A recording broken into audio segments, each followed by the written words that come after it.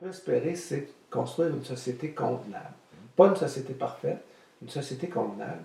Et une société convenable, c'est une société où les principes, les règles et les normes, je suis en train de te citer Azaria Berlin, les principes, les règles et les normes se font des compromis les uns aux autres, cèdent les uns aux autres dans des situations concrètes. Alors ça, cette idée-là, de faire en sorte qu'il existe dans la sphère publique, dans une sphère publique pluraliste, une habitude au compromis. En langue allemande, il y a un long mot qui s'appelle Kompromissfähigkeit, la capacité au compromis. Donc, la philosophie politique doit travailler à faire en sorte que dans la culture publique d'une société, cette valeur-là soit extrêmement importante, qu'elle soit mise de l'avant. Qu'est-ce que ça exige? Ça exige que souvent, ton travail, c'est de faire contrepoids. C'est une formule de Pierre-Éliott Trudeau, soit dit en passant, dont j'ai été et demeure l'un des principaux critiques au Québec. Mais là, je suis absolument d'accord avec Trudeau qu'il faut faire contrepoids aux idées dominantes.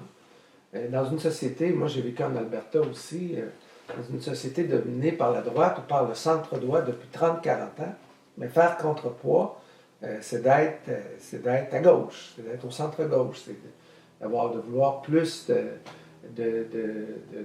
dimension collective sur la société, plus de présence de l'État, plus d'État-providence, plus de renforcement du tissu social. Au Québec, c'est le contraire. C'était mon point de vue sur le Québec. Au Québec, on est plus dans une société où les idées dominantes sont de centre-gauche.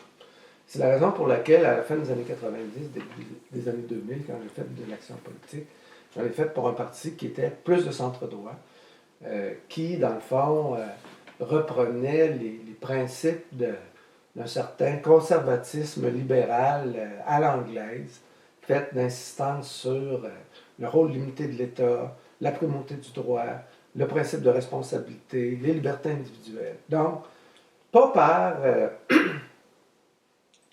par prédilection doctrinaire pour une pensée libertarienne, pour le marché, mais par souci d'un sain équilibre entre des principes.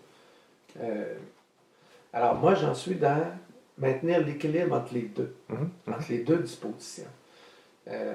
Et ça m'a amené à différents moments de ma carrière, et je pressens que ça continue comme ça, à ne pas être toujours à la même place, parce que les temps changent, le zeitgeist change, la société évolue, et parfois il faut aller dans une autre direction. Je dirais, je lisais C.C. Bensi, un essai de Mathieu Bock-Côté, fin de cycle, dans lequel, dans les derniers chapitres, il définit son regard conservateur. Il définit son conservatisme.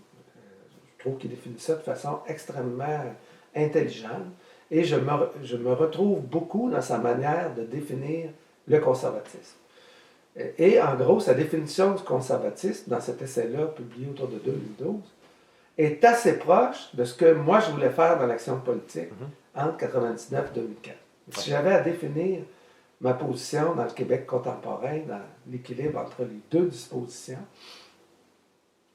je suis devenu, d'une certaine manière, plus réformateur et transformationnel. C'est-à-dire que là, j'ai l'impression qu'à l'échelle globale, à l'échelle universelle, le discours de l'austérité, le discours du néolibéralisme, en tout cas d'un point de vue économique, c'est pas l'ensemble du spectre que Bock-Côté avait en tête quand il parlait de son conservatisme.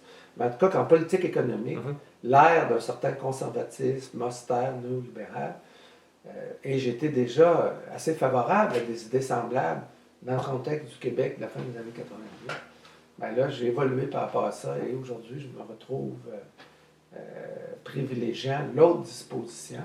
Mais le principe de fond, c'est sans en hiérarchiser le triomphe de l'un sur l'autre de manière définitive, toujours en conservant la responsabilité de juger en fonction des circonstances.